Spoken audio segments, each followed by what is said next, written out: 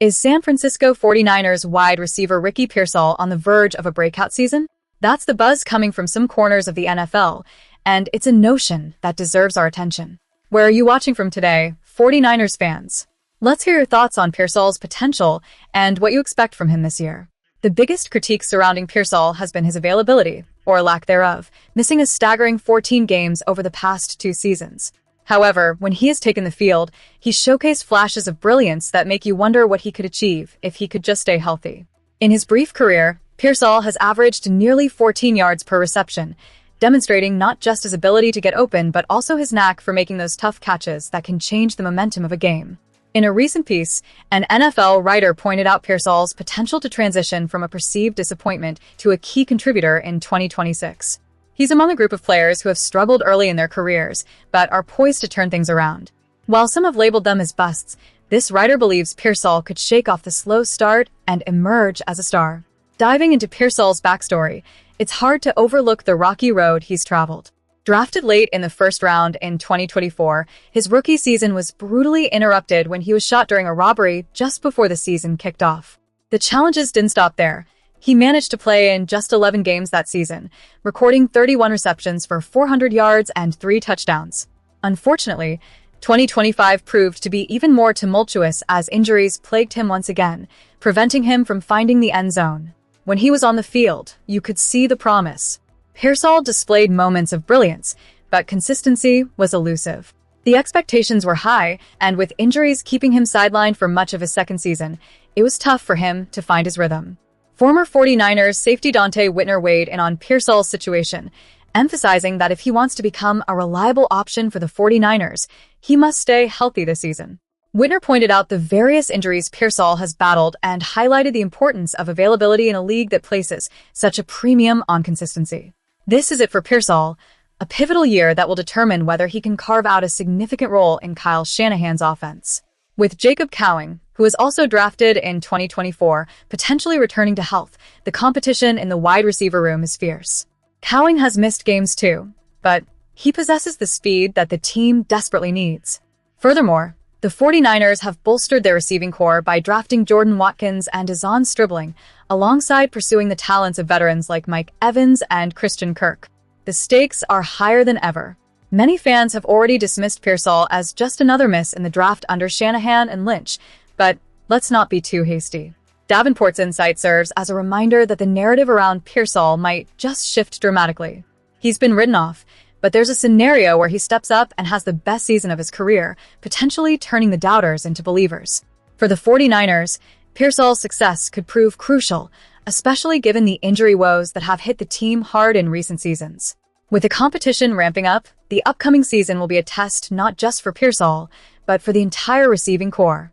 As we transition into our next topic, let's keep this momentum going, because the story of Ricky Pearsall is just one of the many narratives unfolding in the San Francisco 49ers' quest for success this season. The San Francisco 49ers are facing a pivotal moment as tight end George Kittle's recovery from an Achilles injury looms over the team's preparation for the upcoming season. With Kittle sidelined after the wild card round against the Philadelphia Eagles, the 49ers find themselves in a situation that demands strategic planning and depth evaluation. As fans, we must grapple with the uncertainty of when Kittle will return, and it's crucial we discuss the implications of his absence. Where are you watching from? Share your thoughts in the comments below. The reality is that Kittle will be absent throughout OTAs, training camp, and the entire preseason. This absence not only impacts the 49ers' offensive dynamics, but also places added pressure on the coaching staff to maximize practice reps and preparation opportunities. Offensive coordinator Klay Kubiak is stepping up to the plate, emphasizing the development of the younger tight ends. Names like Luke Farrell, Jake Tonges, Brayden Willis, and newcomer Hayden Rucci are now at the forefront of the team's plans. Kubiak noted the importance of their growth, particularly in the passing game, as the team gears up for its season opener in Australia. Yet, let's be clear, Kittle's physical presence on the field is irreplaceable. While he may still be around the team, providing support during practices and meetings, the unique energy and skill set he brings cannot be duplicated. It's a sobering thought, especially considering how critical tight ends are in a Kyle Shanahan offense. The absence of Kittle means that every rep taken by these younger players is vital. They need to develop chemistry, timing, and confidence in the system, which is crucial for the success of the offense as a whole. The silver lining in Kittle's absence is the opportunity for these younger tight ends to step into the spotlight. Farrell, in particular, must rise to the occasion after not making a significant impact since joining the team. The pressure is mounting, and it's a make-or-break moment for him. On the other hand, Tonges, while still needing work on his blocking, has shown promise in the passing game. His consistency may give him the edge over Farrell if he can continue to develop and prove his worth in the 49ers system. Kittle himself remains optimistic about making a return for Week 1, which would be a remarkable achievement given the nature of his injury. However, the 49ers cannot afford to put all their eggs in one basket. They have to plan as if he won't be available. This is where the coaching staff's ability to evaluate depth and versatility will come into play. They must ensure that the offense can function effectively, regardless of when Kittle is cleared to return. As we move closer to the season, the importance of these training camp sessions cannot be overstated. Every practice becomes a critical evaluation point for the team, especially for those vying for a more significant role in Kittle's absence. Will Tonges capitalize on this moment? Can Farrell finally break through and prove he belongs? The answers to these questions could very well shape the fate of the 49ers as they head into a challenging season. Let's keep the conversation going. How do you feel about the tight end situation with Kittle out? What are your thoughts on the younger players stepping up? Share your opinions and stay tuned as we dive deeper into the latest developments.